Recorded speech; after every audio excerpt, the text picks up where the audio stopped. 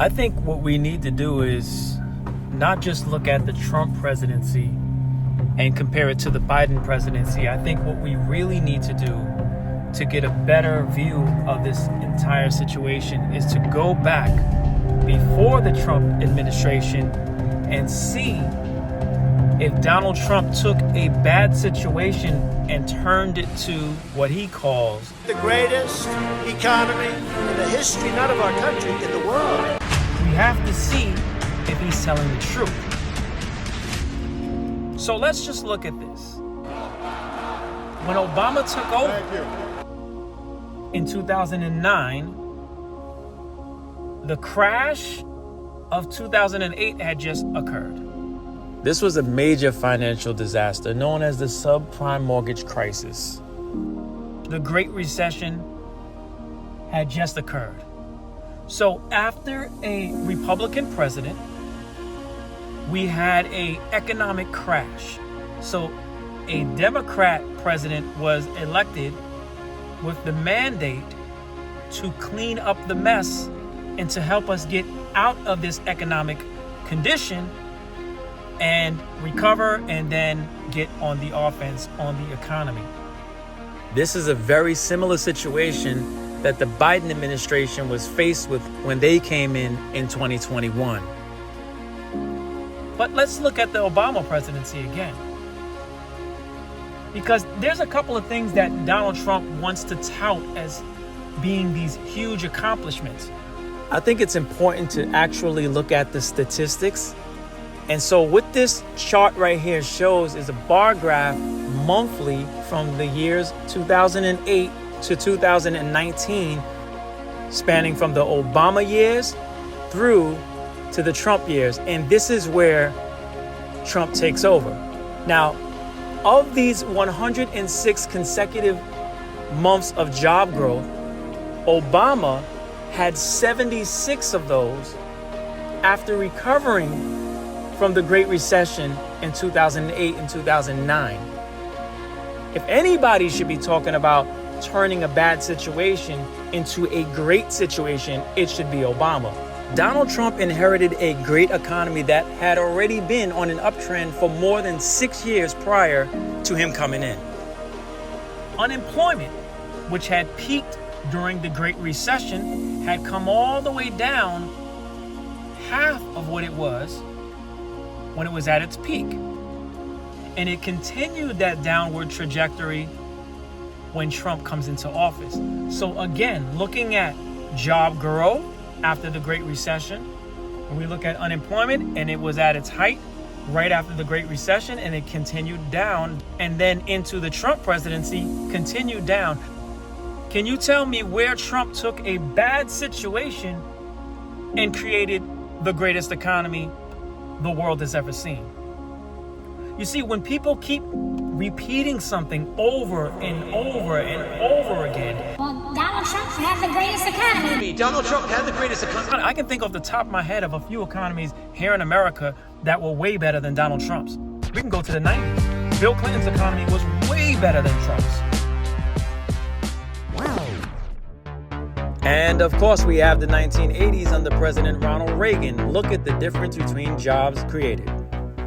Before that, you had the 40s, the 50s, right after the war, right after World War II, under Truman, and then you had Eisenhower. That was an era when America was really on top of the world. Why? Because at that point, Europe had been devastated by the war.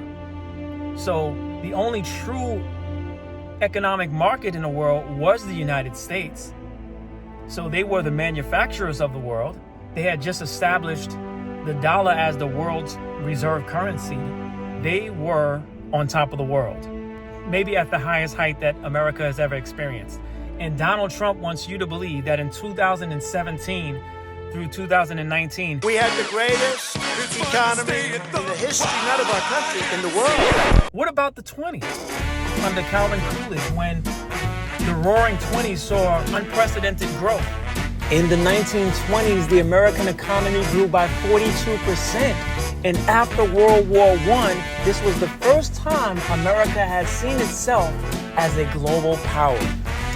Now, it did end in the Great Depression when it crashed and yet another Republican president, Calvin Coolidge, was a Republican. But if you want to look at the 20s economy, still better.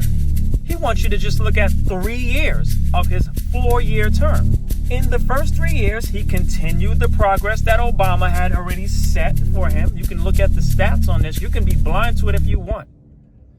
But he continued what was already happening. GDP growth, jobs growth, unemployment coming down. He just continued that. You'll also see that the Dow Jones Industrial Average, it was going up under Obama and continued under Trump. Trump didn't take a bad situation and make it great. You look at the S&P 500.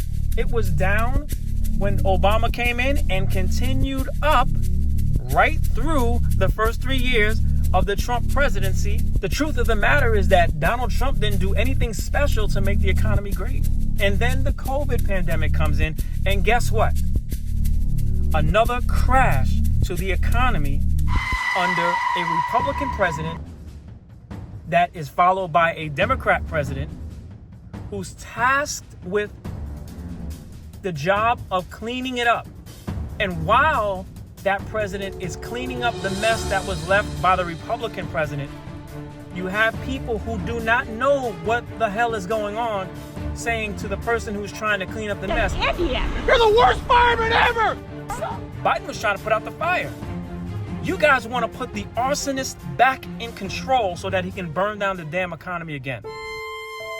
Slow the testing down, please. Donald Trump flat out mismanaged the COVID pandemic. It was actually an opportunity for him to create unity in the country. Instead, he sowed division. This is their new host. And that's what cost him the presidency. And he doesn't deserve a second chance. You don't want us to judge Trump post-COVID, but you want to drag Biden, whose presidency has been entirely post-COVID. Since a lot of people are talking about inflation, let's look at it. Trump versus Biden. Trump comes in, inflation is at 2.5%. It goes between 2.5 and 1.5 until the COVID pandemic comes in. But after COVID, inflation dips all the way down to 0.1%. Why? Because everybody is home. The shutdowns are happening. Demand goes all the way down, which means prices go all the way down, especially with gas. Meanwhile, we're at home getting those stimulus checks, but we can't spend it yet. Trillions of dollars worth, from Trump's CARES Act to Biden's American Rescue Plan. Supply chains are stuck while the ticking time bomb of demand continues to go up, and then prices explode when the markets open up again. That's inflation. It went all the way up to 9% in June of 2022, but has since come all the way back down to 2.5 again. And guess what? For all those who thought that Biden was so terrible on the economy, for all those who thought that Trump was so much better on the economy, look at the jobs numbers. And at one point, because Trump likes to say this, And crooked Joe Biden has done nothing for you except talk. We achieved the lowest African-American unemployment rate and the lowest African-American poverty rate ever recorded. Why you always lying? So the reality of the situation is that Trump inherited a great economy. And under his watch, that economy crashed. And then Biden took over with a crashed economy. But that crashed economy has since improved quite a bit. Biden implemented an industrial policy centered around American manufacturing with the CHIPS Act that has created over 800,000 new manufacturing jobs. Trump took a great situation and made it bad. Biden took a bad situation and made it better. And it's getting better every day.